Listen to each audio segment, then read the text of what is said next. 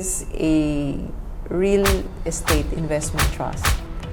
A REIT is a company that owns and operates a set of properties that generate income. So, commonly, di ba, pagka iniisip natin yung mga income-generating properties, that would be, say, your offices, apartments, warehouses. Pwede rin silang, say, invested in mga utilities like toll roads, hospitals, and the likes. Basta anything that generates income on a recurring basis, pwede namang gawing REITs. Tapos, these REITs are obligated by law to pay out the income as cash dividends. If you buy a REIT, I think 90% of distributable income has to be paid out as cash dividends. It's similar to actually owning a rental property. Parang ikaw na rin ang may-ari ng mga, let's say, offices or mga apartments. And it's good for people who want to earn more than what they earn in the bank. I think the indicative is around 4 to 6%. So, talagang mas mataas siya para ka talagang may pinauupahang property. And the beauty of it is, you don't have to have a lot of money to buy a REIT. Kasi typically, di ba, pag gusto nating bumili ng paupahan, we need several millions of pesos just to buy one. At least, pag binili mo yung REIT, diversified na siya, marami na siyang property sa portfolio, tapos pwede tayong mag-participate sa rental income na nag-generate niya. Binabayad sa atin bilang shareholders. Similar to stocks, yung pera ng mga investors, pinagsasama, no? So, ang REIT, mag-IPO siya. So, magre-raise siya ng capital from small investors. Ngayon, yung na-raise na capital, gagamitin niya para bumili ng more properties. Or pay down of debt. In general, for it to grow and generate more income, yung bibili niya dapat property din. So pagka ginawa ng company yun, lalaki yung makuhang dividendo ng mga shareholders.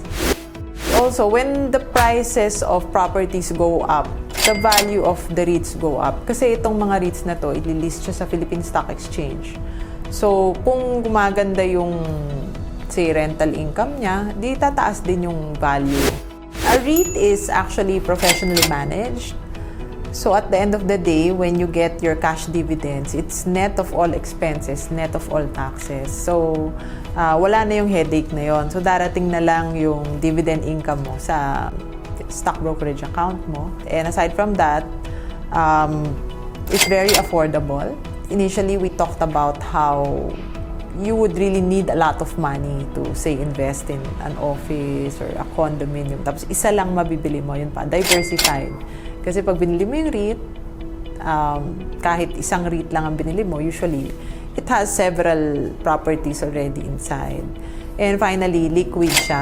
Ibig sabihin, since it's listed in the Philippine Stock Exchange, let's say, kailangan mo ng pera, maibibenta mo siya agad. And not to mention, you can sell some of your REITs. You don't have to sell all. Unlike if you own a property and you want to sell, kailangan ibenta mo ng buo. So I think those are some of the benefits of owning properties through REITs rather than buying direct properties. These REIT companies, they will have an IPO also. Once they have an IPO, then you subscribe to the IPO to buy the shares of these REITs. Sabihin na lang natin, for example, nung time na nag-IPO, wala kang pera, okay lang rin kasi maglilist naman siya sa Philippine Stock Exchange. If you have a stock brokerage account, like through COL Financial, ang REIT, once nag-IPO yan, meron na siyang ticker. I-enter nyo lang yung ticker and then you can buy the shares of the REITs using your stock brokerage account. May risk din naman kasi let's say yung property na wala ng tenant, bababa yung dividend income. Tapos similar to normal stocks, valuations can fluctuate also. Pwedeng tumaas, bumaba, taas, baba yung prices ng REITs. And also, of course, yung mga macro factors, let's say, pumangat yung outlook ng office properties. So, syempre, yung rental rates niyan, bababa. When you analyze a REIT, kasi I think the temptation is there, titignan lang natin yung dividend yield. Kung mataas, sige, bilhin na natin. Pero I think what's important also is, first of all, knowing the outlook of the industry, maganda ba yung outlook niyan to the point na tataas pa rin yung mga rental rates? Kasi gusto rin natin may rental rate reversion na pataas ng pataas yung rent. Secondly, of course, the quality of the assets that are inside. Kung desirable ba yung mga location niya, gusto ba ng mga tao umupa doon. Because as much as possible, you want to buy a REIT na laging mataas ang occupancy level, di ba?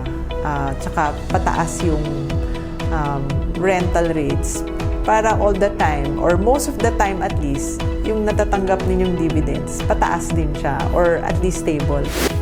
I think REITs would be an asset class that every investor should consider adding to their portfolio.